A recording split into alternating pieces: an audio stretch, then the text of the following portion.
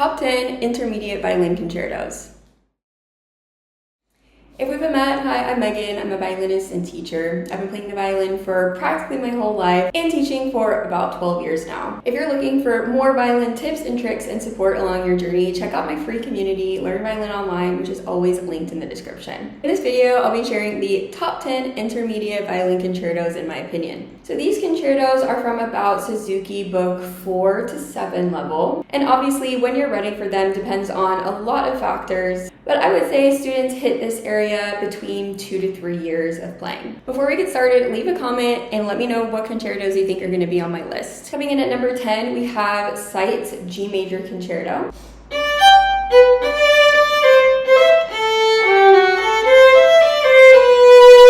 An intermediate violin concertos list would be remiss if it did not include Seitz, who is known for student violin concertos. So the third movement of this piece is actually the first piece in Suzuki Book 4, but I personally really love the other movements as well.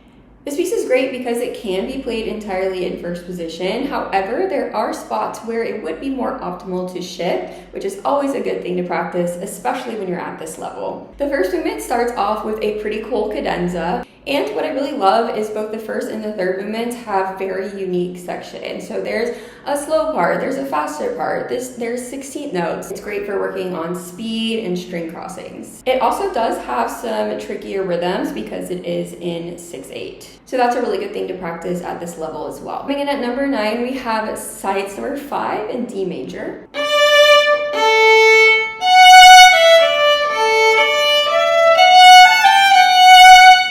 So the first and the third movements of this piece are in Suzuki Book 4 as well. And honestly, I like this one a little bit better than the G major number 2, previous one. I just feel like the first movement is very regal. It does have some opportunities to practice brush stroke, which I think is really fun. Again, both the first and the third movements have very different sections. There's a faster first part, then a slower section, and then virtuosic passage work at the end. Again, this can be played entirely in first position, but I definitely choose to shift in some places. Can't get enough practice with that at this level. In the first movement, there's a pretty tricky section that switches to E major, which is great for intonation. Double stops and tricky string crossings at the end. Movement 3 is probably most famous for its double stop passage, which is pretty tricky. So before tackling this piece, make sure you have some experience with double stops, because if not, you're going to be in for a bit of a surprise when you reach the third movement.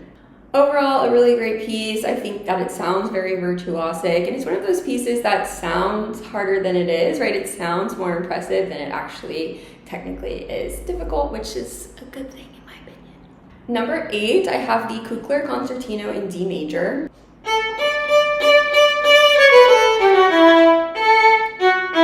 So this piece is not in the Suzuki repertoire, but I would say it's about a Suzuki Book 4 level. And I think it's great preparation for Vivaldi. Actually, the piece is called, Kukler Concertino in the style of Vivaldi. It does require shifting between first and third position. It does go rather quickly and has some tricky string crossing passage work as well. Overall, it's a great supplemental piece for those students in Suzuki Book 4. Coming in at number 7, we have the Vivaldi A minor, probably no surprise here.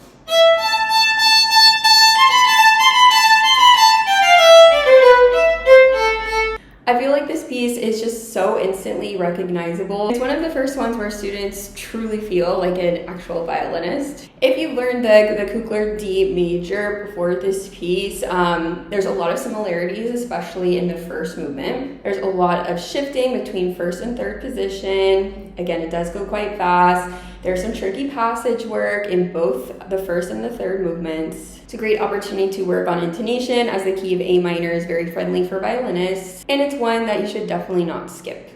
Number 6 on my list is the Bach double. I could not include that on this list. I love that piece so much.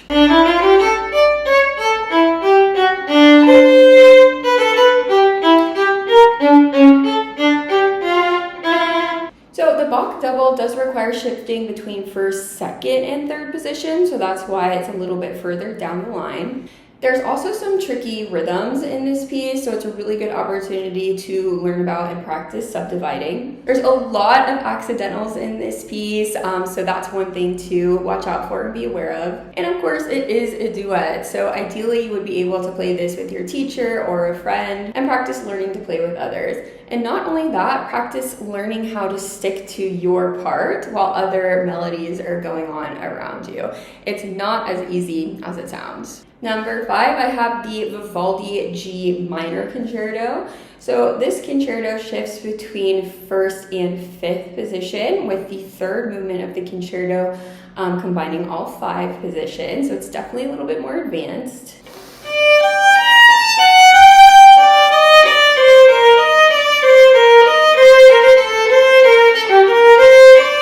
Does have some tricky passage work. Again, it does go quite quickly. Lots of accidentals, lots of different rhythmic changes, and incorporates a few double stops and chords as well. Number 4 on my list is the Reading Concerto in G major.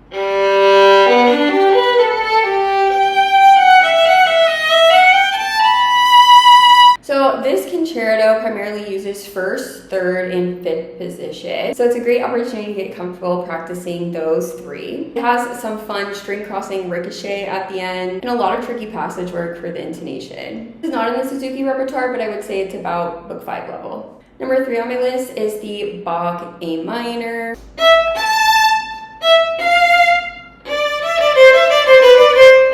So first of all, this piece is really tough for the intonation because it is in such a friendly key. You really need to hear the ringing notes, the resonance, and it's very obvious when you're out of tune. It has a lot of passage work, and the 3rd movement in particular has a very tricky Barry-Law string crossing section. Number 2 on my list is the Bach E major concerto.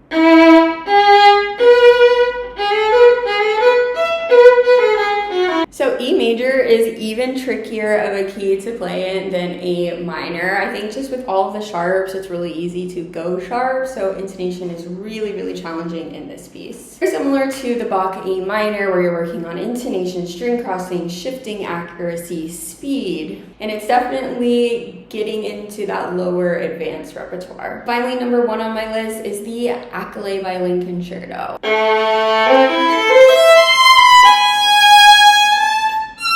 Oh my.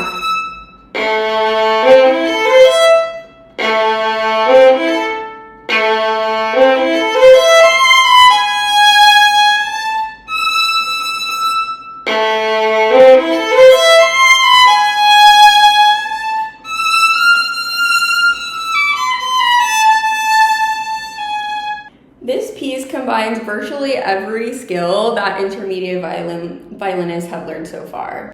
Shifting, virtuosic passage work, off the string bow strokes, key changes, high positions, musical expression, advanced bow control, technical agility. And really, once you have completed this concerto, I would say you're no longer considered an intermediate violinist, you are a lower advanced violinist. So those are my top 10 intermediate violin concertos. What do you think? Did I miss anything? Did I add one that maybe shouldn't have been included? Thank you so much for watching, and please make sure you subscribe before you go.